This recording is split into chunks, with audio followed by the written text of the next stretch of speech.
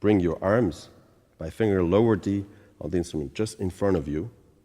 Look here. In order to have a centered position, you will have the G sharp key just in front of you. You turn your head around and look at the head joint, and you bring gradually, without moving their head, without going like this, without going any forward with the head or changing anything. You just been looking at it from the centered position, and there you go, bringing the flute to you. And this is how you produce the best possible sound on the instrument, because you will be free of any unnecessary tension in your body. Same thing happens here. If you go to the flute with your lower jaw like this, or like this with the upper lip, this is not going to be working either.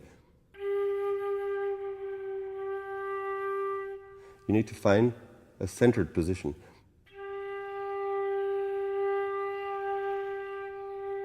The angle of the flute to the left or to the right, the way it matches the position on the head here, is essential, of course, because either you're hitting with the airstream the center of the head joint or the sides.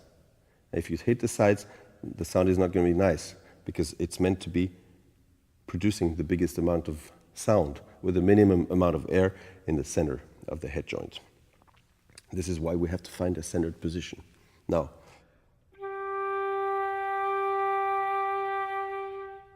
in order to be able to play large intervals and to be flexible, you need a lot of stability here. If you're tense, if you're using the muscles, and there are about 130 different muscles in the face, there are far too many to control each one of them, but the whole setup should be firm but not tense. It should be flexible, should allow you to absorb all these intervals when you're playing.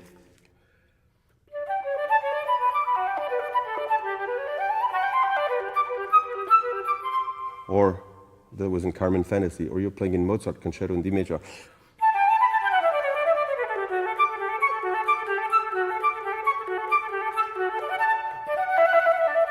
You need a lot of stability with your mouth here.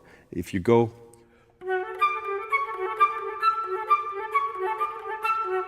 you're going to sound very different on the top notes and on the lower notes, and you will not be able to control really anything.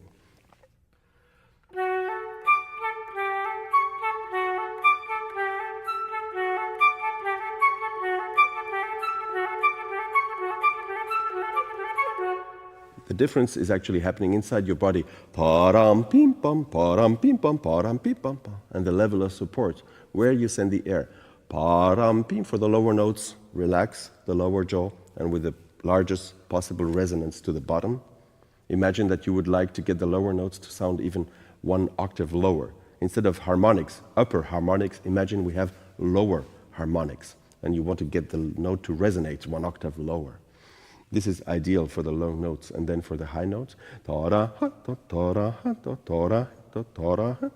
the lower notes would be resonating nearly in your chest, and the high notes would be resonating in your head up there. This is how you can imagine what is happening inside your head or inside your body at that moment. But nothing should be read on the lips. They should be as stable as possible in order to accommodate all these changes of pressure and direction of the air. So a lot of stability, a lot of a firm, relaxed, and certainly not tense embouchure with the lips will help a lot go and travel throughout the intervals and throughout the range of the flute in all kinds of dynamics. And the more tense you will be, the less you will be able to control any of this. 关注我，学琴不走弯路。